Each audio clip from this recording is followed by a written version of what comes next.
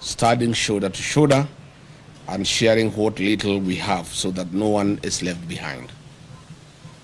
When our region suffers, when one region suffers, the whole nation feels the pain. When one child goes hungry, it diminishes us all. This is why we must rise together under the simple but powerful call of Kenyans for Kenya. A reminder that our strength has never been in division, but in unity, compassion, and collective responsibility. Kenya is now facing a deepening drought and food security crisis that warrants urgent national attention. Current assessments indicate that about 3.3 million people are already experiencing high levels of acute food insecurity, a figure projected to rise as below average rains, rising temperatures, and declining harvests continue to strain livelihoods. As of December 2025, the crisis was particularly severe among the most vulnerable, with more than 741,000 children under the age of 5 years, acutely malnourished, and over 109,000 pregnant and lactating women in need of treatment, underscoring the scale of humanitarian emergency. Further, water stress has emerged as one of the harshest realities. Women and children bear the greatest burden, walking long distances, missing school, and facing increased risks of disease and malnutrition. This suffering is especially painful as it unfolds against the backdrop of Ramadhan, when many families already fasting for faith now endure hunger and thirst imposed by circumstances. In light of these realities, William Ruto must declare the drought in northern Kenya a national disaster. Such a declaration will unlock the scale of national and international response required to save lives, protect livelihoods, and restore dignity of the Kenyan people. Before a drought reaches the emergency phase, a responsible leadership does preparedness. With 3 failed rain seasons, what was expected? Building of water ponds, dams, and allocation of emergency funds in time to those in need. In a meeting yesterday, the government, in a typical knee-jerk reaction, allocated 4 billion Kenya shillings to 23 ASAL counties. This translates to approximately 173 million per county, allocated to 3.3 million Kenyans who are affected. This translates to 1,200 Kenya shillings per person. These funds are way below the minimum food basket recommended by the United Nations to approximately Kenya shillings 2,700 per person in the rural areas. In an expose recently, the Office of the Deputy President spent 338 million on private jets, chartered airplanes, and choppers. Aden Duale's Shah business lost 11 billion Kenya shillings. This government does not take human life seriously. For a young man in Kenya, if they are not killing you in the streets, they are tear gassing you in church or killing you with thirst and hunger in the north. At the same time, the leaders of northern Kenya, who cannot account for Kenya shillings 1 trillion since devolution in 2013, are quiet and enjoying luxury in Nairobi, as their people in the north continue to suffer from hunger and anguish. The people of northern Kenya are Kenyans. Their children are Kenyan children. Their hopes, struggles, and aspirations are part of the shared destiny of our nation. Any Kenyan oppressed or neglected today is a warning to us all. And injustice and suffering do not recognize borders or communities. We are and must remain one for all and all for one. Let this be the moment we reclaim the best of who we are, a people who do not turn away from hardship, but who meet it together with courage, with compassion, and with the unbreakable spirit of a nation that refuses to abandon its own. The spirit of Harambee must guide us. As President William Ruto tours the food insecure and water-stressed north from tomorrow to disperse the Nyota cash in Wajir, Mandera, and Garissa this week, he should know that life is more important and people are at the verge of hunger and death. In any case, the whole essence of touring the north is little on Nyota program, but to sanitize the corrupt leaders who have failed the people of northern Kenya. Furthermore, the Nyota program is a World Bank program happening in other African countries like Angola, Mozambique, Nigeria, Senegal, Benin, Togo. Yet we have not seen their presidents turn this into re-election campaign rallies across their countries. As a DCP party that is built on the philosophy of listening to the people, Kenyans have sent us overwhelming questions and concerns about the North and promises made by one William Ruto.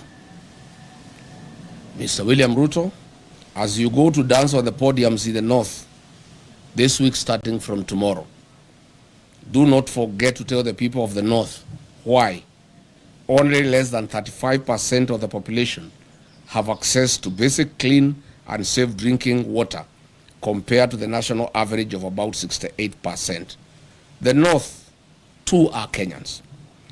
Mr. William Ruto, in the North, over 850,000 school-going children did not attend school last year, and the same for this year. Mr. William Ruto, the schools in the North have no classrooms, no laboratories, no teachers. Children standing at the trees. Does this prick your humanity, if at all any is left as you head to the North? Mr. William Ruto, health in the North is just as bad. In Mandera County, half of all women give birth at home without a nurse or a medical doctor. Only 6% of children aged 12 to 23 months are fully vaccinated. I do not know whether you understand what this means to the future of the North and Kenya. Garissa County records the highest maternal deaths in the country, with 247 women per every 1,000 dying during childbirth. Your closest friend and partner, Aden Duale, is the CS for Health, and he comes from Garissa. Tell him to explain this phenomena to the people of Garissa and the North. You should also explain why you don't ask him these hard questions. Mr. President, in Wajir County, 90% of the population lives in extreme poverty, the highest in Kenya. Marsabit records 85.8%, while Mandera, Isiolo, and Garissa each have over 77% of their people struggling to survive. These are not just numbers. They are mothers dying, children going hungry, and families suffering every day. And because, William Ruto, you are part of the mess in the North through lies and fake promises, please, before you make other promises starting tomorrow, note that the promises you have made to the North in the last 3 years are running into trillions of shillings burdened in lies. We take the trouble to remind you some of them. Mr. President, on 25th of November 2023 at Loyangalani Cultural Center in Marsabit County, while attending the Marsabit Lake Turkana Cultural Festival, you openly lied to the residents of Marsabit that they will be connected to the national electricity grid through Lake Turkana wind power by the year 2024. We are in 2026 and the status quo remains. Mr. Ruto, you lied that power main grids would be constructed immediately in the towns of Moyale, Marsabit, and North Hall. Zero works have commenced. As Ramadan nears, please give these Kenyans power. They do not need to cross to Somalia and Ethiopia to get ice cubes like they have done in previous years. Mr. Ruto, you lied that the Ministry of Mining, Blue Economy, and Maritime Affairs would construct, with immediate effect, fish landing sites and fish processing zones in Turkana County. 3 years later, all we see is cattle rustling and ravaging drought. William Ruto, you lied that the Turkana University College would be granted a charter by the year 2024 to be a fully fledged public university.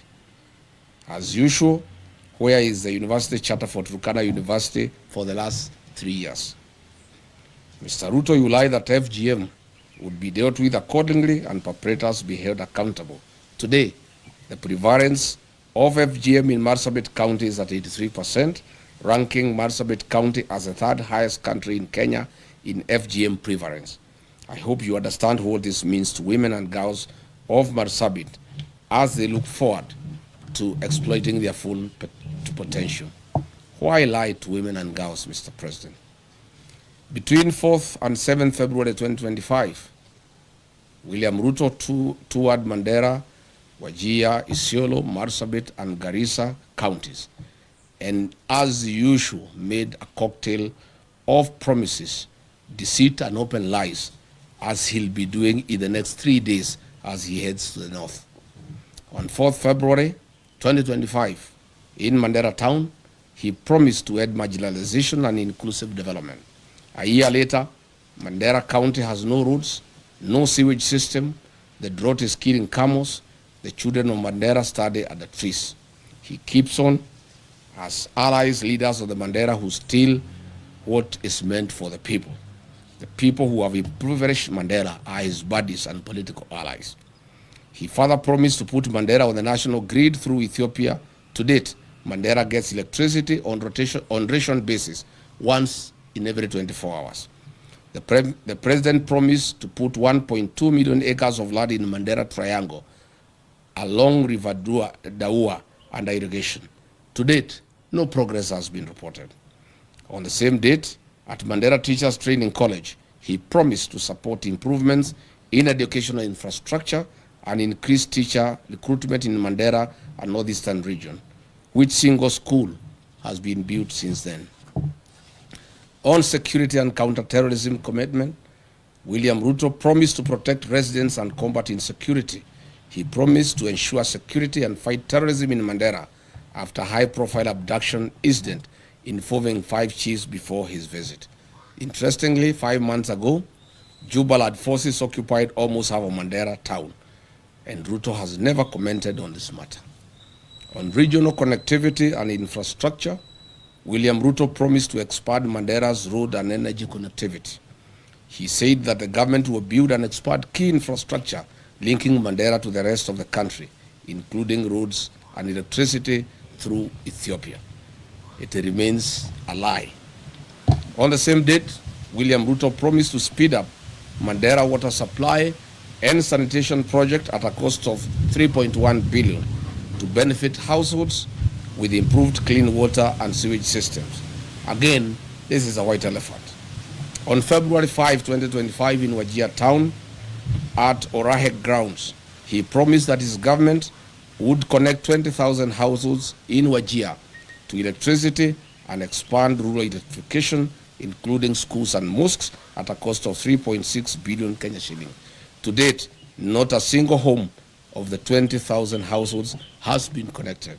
William Ruto, as you head to Wajir for more lives, you will have to tell the people of Wajir why you lied to them on this particular date. On ending marginalization with equal development, he promised to ensure equitable development for Wajir and the broader northeastern region, eliminating discriminatory policies and promoting economic growth. Unfortunately, he is working with and sanitizing leaders of the north who loot public resources for their benefit to build malls and flats in Nairobi, in Dubai, and in Cape Town. He further promised to launch and support local projects in Wajir, including sites like Tarbaj Teachers Training College, livestock vaccination drives, county assembly facilities, industrial parks, housing projects, hospital facilities, and more. Zero progress. On 31st of February 2024, William Ruto, while in Marsabit County, launched the following projects: periodic maintenance of Marsabit A2, Orange House, Kiwanja Dege Primary School, and A2 to Mata Arba A2 Road, which is 5 kilometers. Today, there is no progress. He launched again another project of 42 million Kenya shilling for periodic maintenance of Marsabit Bypass Road to be completed within 9 months. Again, It's now 2 years. William Ruto launched the periodic maintenance of Saku Modern Market to Shauri Yako Marsabit Road at a cost of 17 million. This was to be done within 9 months. 3 years later, there's no progress. In Isiolo County, on 11th April 2023, while breaking the fast with the Islamic community, he lied that Isiolo, Kulamawe, Modogashe Road will be upgraded to bitumen standards. Again, it remains a lie. Again, under his leadership, the 9.4 billion Isiolo-Garissa Road, unassociated to all weather roads, remain stalled. Further, the Isiolo town water and sewage infrastructure at a cost of 7.5 billion remains a white elephant. The construction of new Tana River Bridge along A3 Road and approach roads at a cost of 2.9 billion shillings again remains a white elephant. In Wajir town, the town with no power supply, 63 years after independence, William Ruto has made the following promises, which remains delusional. Water plants at Ajawa, Abdiwako, Kwara, Badibidan, Alanas, Asewaji, Bojigaras, Lehele, Sheba, Abakwifin, Abakwida, Dagale, and Sharifa. Water projects in Habasweni, Buna, Wajir Ball, water piping and supply, Elnuna, Tulatula, rehabilitation of Banish water project, Tabaj water supply, Kulsini water supply, Dentelai water project, Elders and Nole water supply. These remain lies to the people of Wajir. In terms of irrigation projects, he has promised Wajir South Cluster, Mansa, among others. Note that the above water projects are worth billions of shillings, and Mr. Ruto, get these projects moving. As you go to Wajir, tell the people of Wajir why you lied to them and why you have come back when you have not implemented what you promised them. As we speak today, Wajir Level 5 Hospital and Grifitu Level 4 hospitals have no sterilization and surgical sets, leave alone having reliable power supply. William Ruto, with the governor of Wajir, you may need to explain this to the people of Wajir. The construction and upgrading of bitumen standards of the following roads in Wajir County remain a campaign lie and tool for William Ruto. Habaswen Township, Elders Township roads, Bute Town roads, construction of Wajir bypass, drift on Lokole Elders Road, and the Habasweni Mosque Water Point Road. Your poetic road of Ramu, Gari, Elwak, Kobo, Kotulo, Tarbaj, Wajir, Samatar, Modogashe, Isiolo, tell us why majority of the sections are stored for the last 3 months and workers have never been paid their money to be able to continue with the construction. Tell the people of Mandera why power is being supplied once in every 24 hours. You must say what is happening at the Mandera Kenya Power Station. Finally, William Ruto, on 4th November 2023, in Lamu County, Kizingitini, Pate Island, you lied that Kenya shilling 700 million was available for construction of Mutagawada Sea Road. People are still waiting. Where is the 1 billion shillings for the development and equipping of 9 fishing lad sites for Mukowe in Lamu, a lie you told on 27th August 2023? Good people, that's where we are. We wanted to tell William Ruto as he goes to the north, the problem of northern Kenya is a problem of accountability. Theft of public resources by leaders that he wines and dines with. He is going to be with those leaders in military choppers, blowing dust and wind to hungry population with no water and food. I would like to ask him to carry food and water for the people of northern Kenya.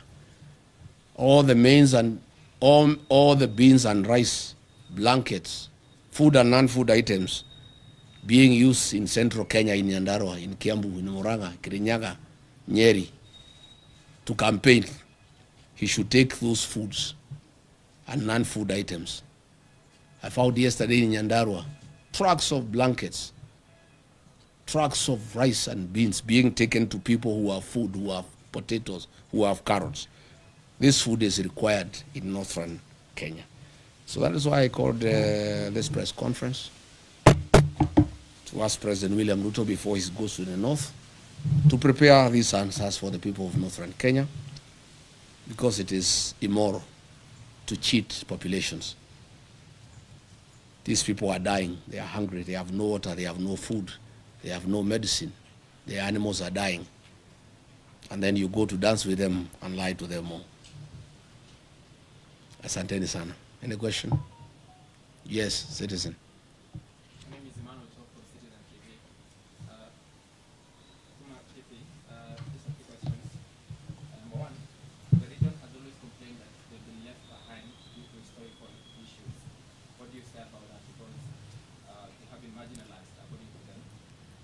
This is the first time that you're having a presser after the changes at IBC. Are you okay with the person who is acting now? And lastly, there have been some concerns from Senate that there's some corruption. Governors yesterday said that the senators, some of the committee members, CPAC, are extorting them. Would you like to comment about that as well? Thank you. What was the first question? The first question is about the historical... Yes. It is true that northern Kenya suffered marginalization historically, but lucky for them, the 2010 Constitution was very kind to the people of northern Kenya. The 2010 Constitution ushered in devolution. It brought the equalization fund. And since then, the people of northern Kenya have received billions of Kenya shillings from 2013. Again, the CDF has been a very fair program for the people of northern Kenya. Unfortunately, the marginalization that has been perpetuated by the leaders from the region. I have put them to task to explain to the people of northern Kenya where is the 1 trillion shillings that has come to northern Kenya from shareable revenue through devolution, money for CDF, money for the equalization fund. When you go to Wajir, to Mandera, to Garissa, to Isiolo, to Marsabit, there's nothing on the ground. If you come here to the mountain region, you will see money meant for CDF. There are all manner of schools. All schools have tiles.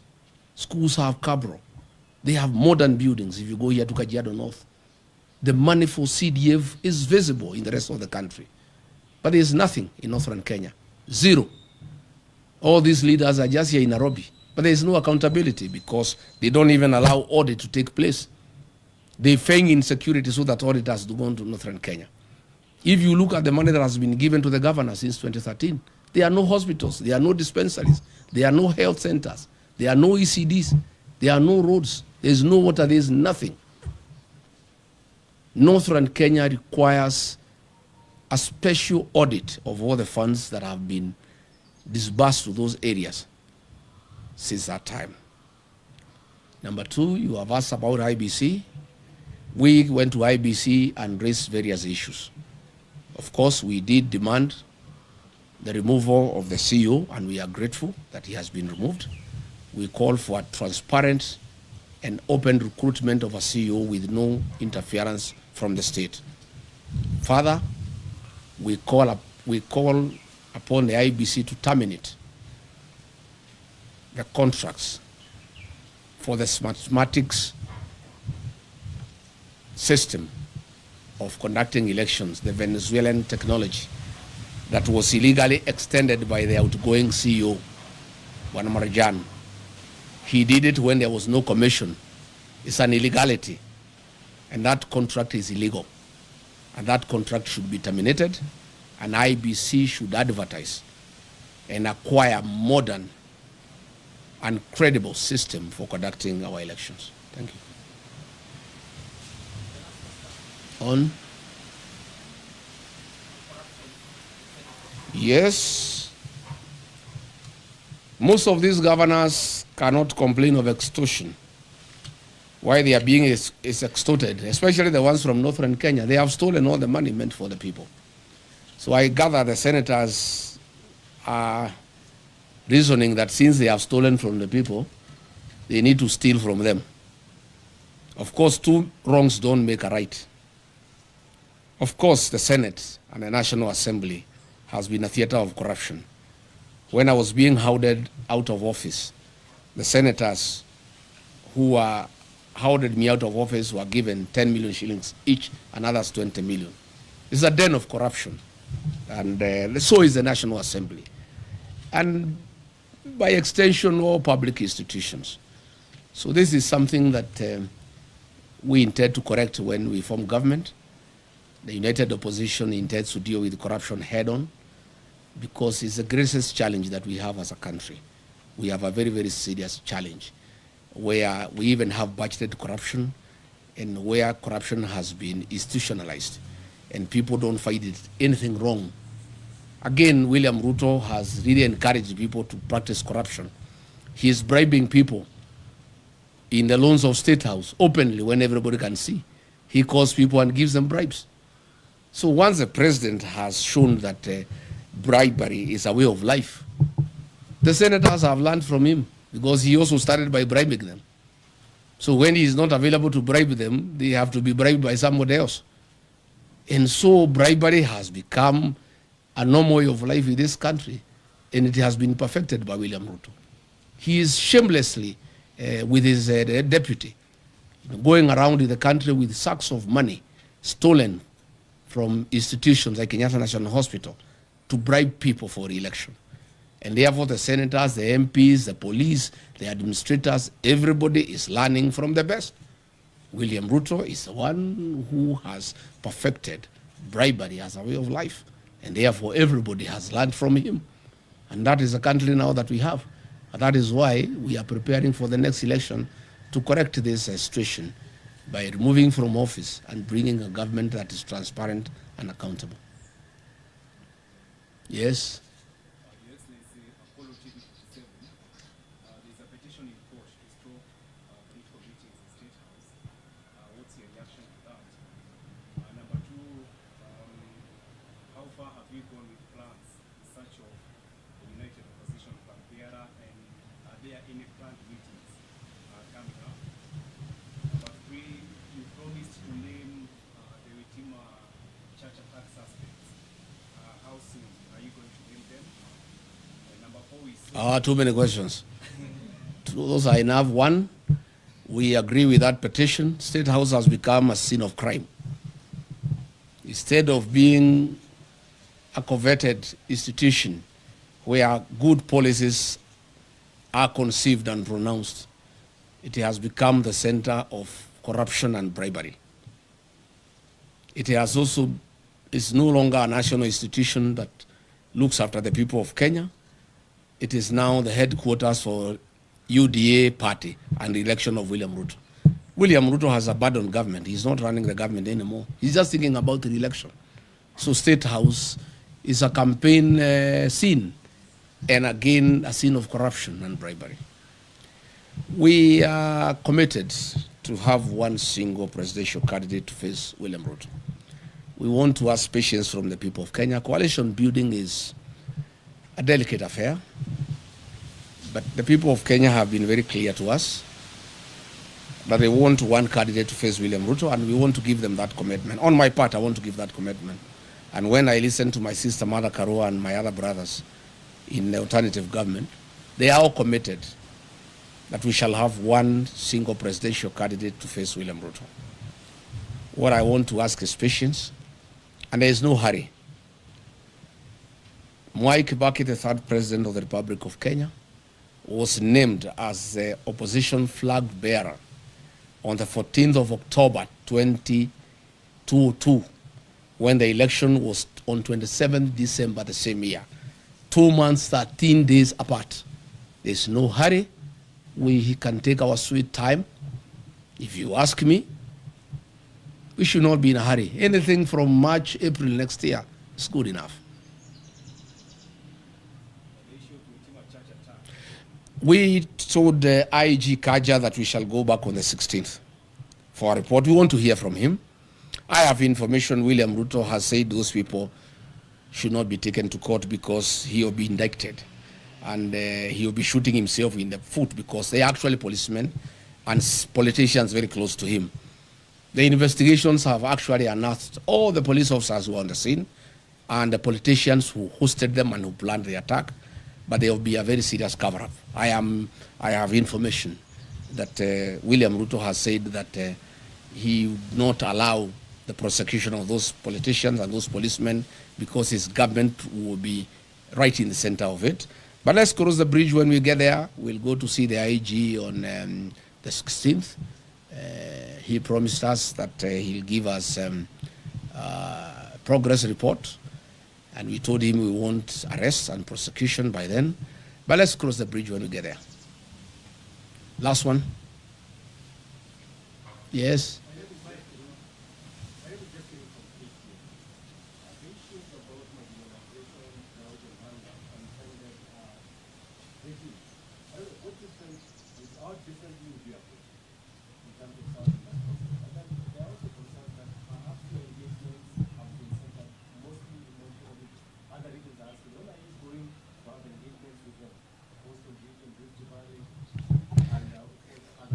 My friend, I'm here today talking about Northern Kenya. I'm a Kenyan leader.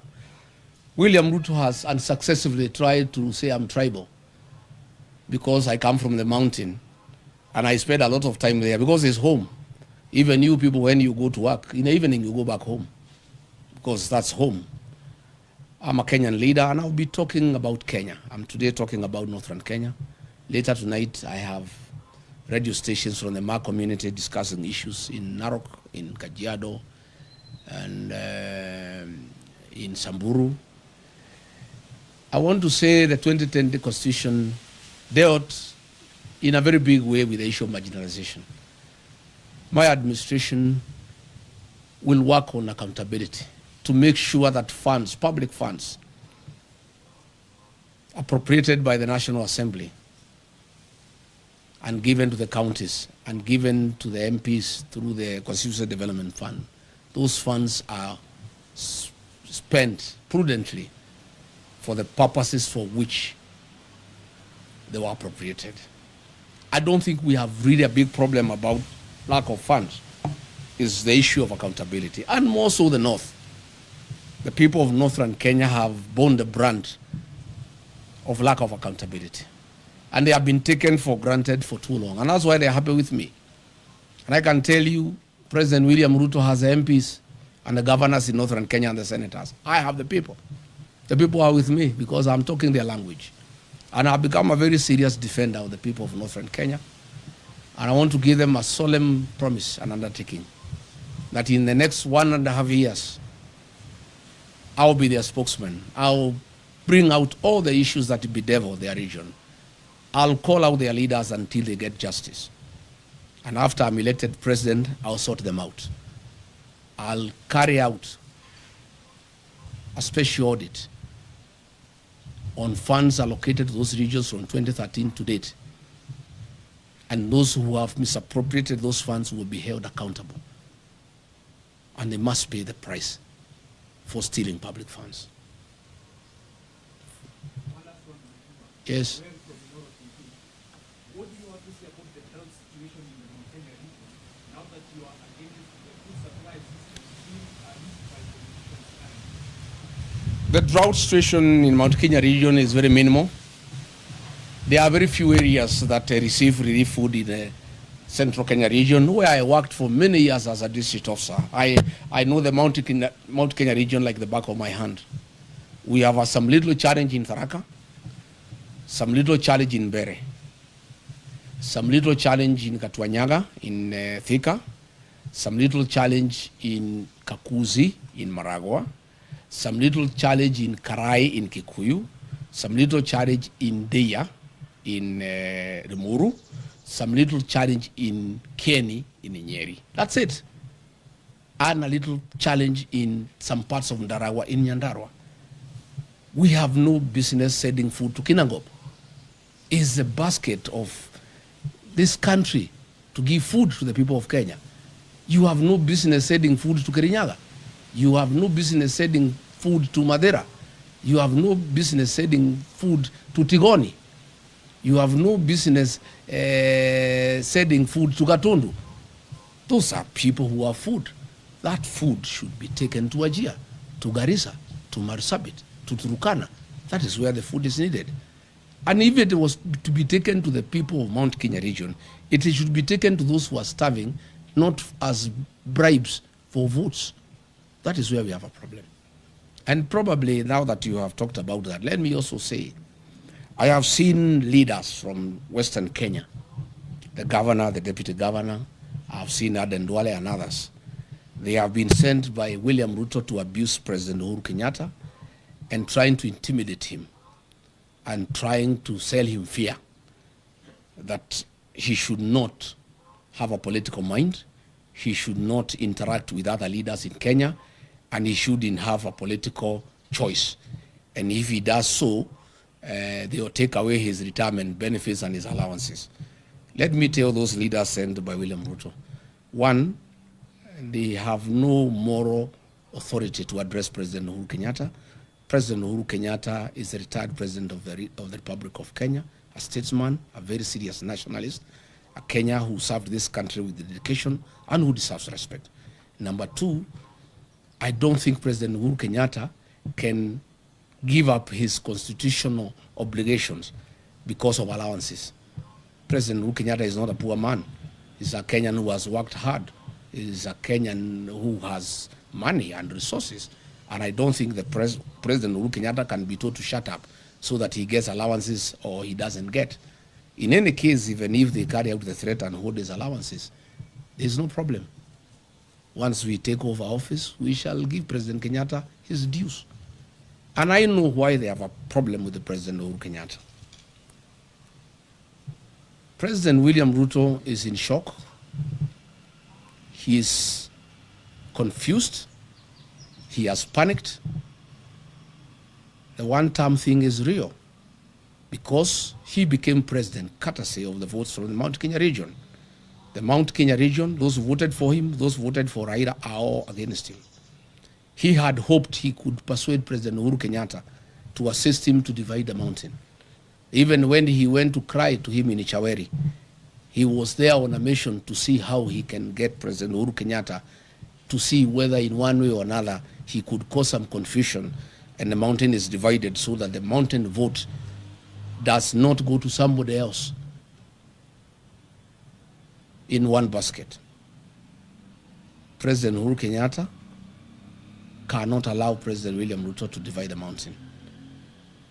President Kenyatta and I and other leaders, Martha Karua, Justin Muturi, Mithika Linturi, will do whatever it takes to make sure the mountain is united, because that vote is very important to this country, and it is a vote that will help the rest of Kenyans get rid of William Ruto. So I want to ask William Ruto to stop sending junior leaders to abuse President Uhuru Kenyatta. President Uhuru Kenyatta left you a great country.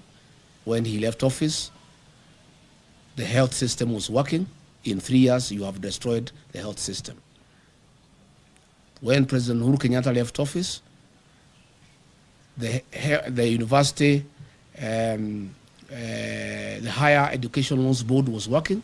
3 years down the line, you have destroyed it. When President Uhuru Kenyatta left office, there was capitation for primary schools and secondary schools. 3 years down the line, children are at home.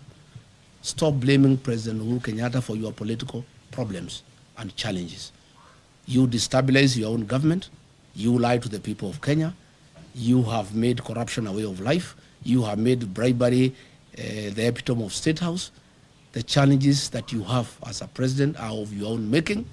And stop blaming President Uhuru Kenyatta. Stop sending leaders to abuse President Uhuru Kenyatta. And I want to challenge William Ruto, if he's a man enough to abuse President Kenyatta himself. Stop sending some leaders to abuse President Kenyatta on your behalf. Do it yourself if you are man enough. Abuse him. And let me say, I will not allow President Uhuru Kenyatta to be intimidated. I have a responsibility as a leader from the region to defend our son, our kinsman. President Uhuru Kenyatta must be allowed to retire in dignity. He must be allowed to enjoy his constitutional freedom to do whatever he wants. If he wants to work with us, why not? If he wants to work with Rigathi Gachagua to unite the mountain, to unite Kenya, why not? And I want to tell William Ruto, I heard him saying that Azimio cannot be anything without ODM. He is lost. The ODM of Raila Odinga is not the ODM of today. What William Ruto is holding is a shell of ODM, the fake one, of Junet Mohammed, Gladys Wanga, and Oburu Odinga. The ODMB, the one with the people, is gone and is in one term. The people of Ukambani are gone, they are in one term. The people of Kisii are gone, they are in one term. The mountain is gone, is in one term. And by the way, there is no UDA without the mountain. It's a shell. So let him not, and he should know, Azimio only lost because the mountain did not go to Azimio in total. As we talk, the mountain, Azimio, United Opposition, ODMB, all of us are in one term. We'll get 70+1 and we'll make him one-term president. So let him stop sending people to abuse President Uhuru Kenyatta. Let him not demean Azimio. Let him deal with his own challenges that are self-inflicted. He mismanaged politics. He mismanaged the country. He made corruption a way of life. He made lies as his trademark. And Kenyans are fed up because they can see through him. And therefore, he should sort out his own problems, and he should not send people to blame President Uhuru Kenyatta for his woes. And I want to say to the people of Kenya that I will take time. Anytime Uhuru Kenyatta is attacked, I must defend him as our retired president, as my brother, as my kinsman. And I have a responsibility to do so. And that I'll be able to do from time to time. Thank you very much, asanteni sana. Mungu abariki. I think we have said enough, asanteni.